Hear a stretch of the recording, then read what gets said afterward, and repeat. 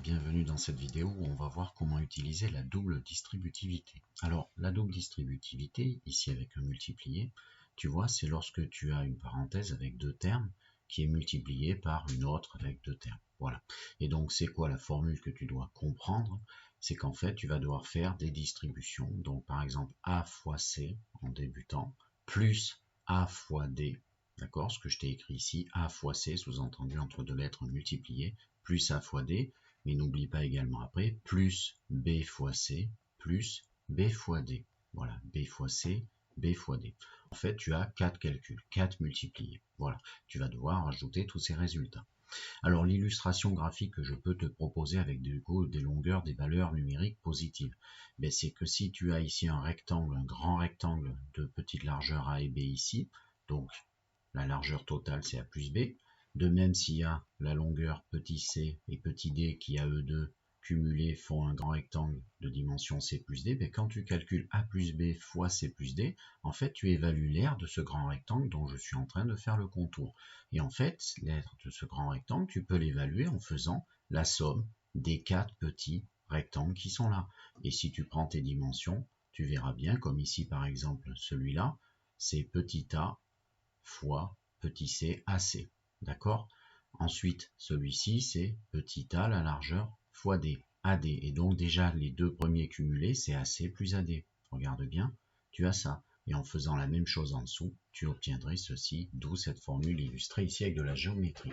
Alors ce que je te propose, c'est de faire pause, et puis d'essayer de tenter les deux exemples précédents, suivants plutôt, pardon, A et B. Alors c'est parti, on a ici A que l'on doit développer, je t'ai rajouté de réduire, c'est systématique, on développe puis on réduit les expressions. Donc on voit bien qu'on est sous cette forme d'une double distribution, ici on a un fois, et donc on va devoir faire tous les petits calculs. Alors c'est parti, je vais m'organiser, bien sûr au début je vais mettre des flèches mais tu peux t'en passer, donc je vais faire, observe bien toutes les quantités, la première réflexe, je prends tous les termes de chacune des parenthèses, donc il y en a 4, et prends-le avec bien sûr son signe. Et donc c'est parti, je vais faire ça fois ça, et ensuite ça fois ça pour la première partie de la distribution. Donc ça fait x fois x, d'accord? Ce que je viens de dire là, c'est ça, plus, systématiquement tu mets un plus, x fois 7, d'accord? X fois 7, après on va réarranger tout ça, au deuxième ligne de calcul, plus encore, et là on attaque la distribution par le deuxième terme du premier facteur. 3 plus 3 fois x, plus encore, et dernière distribution, plus 3 fois plus 7.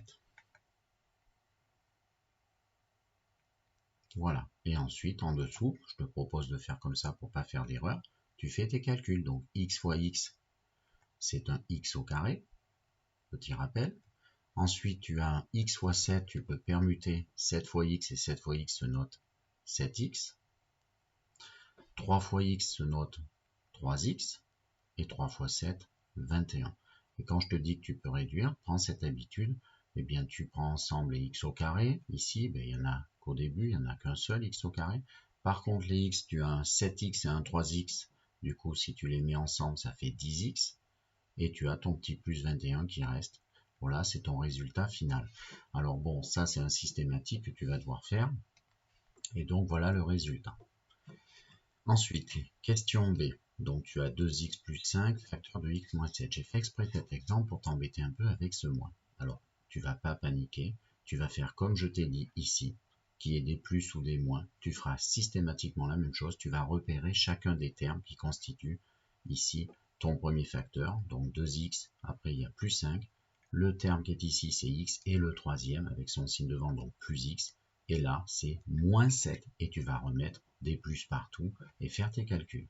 Alors c'est parti, je te montre avec des couleurs ce que ça donne sur la première partie, de ce que tu dois faire.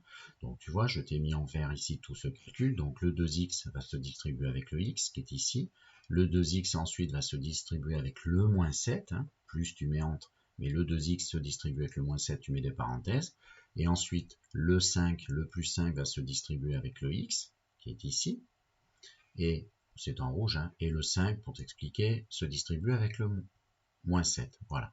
Et bien après, on se passe dessous et on fait tous les petits calculs. Donc 2x fois x, ça fait 2x au carré.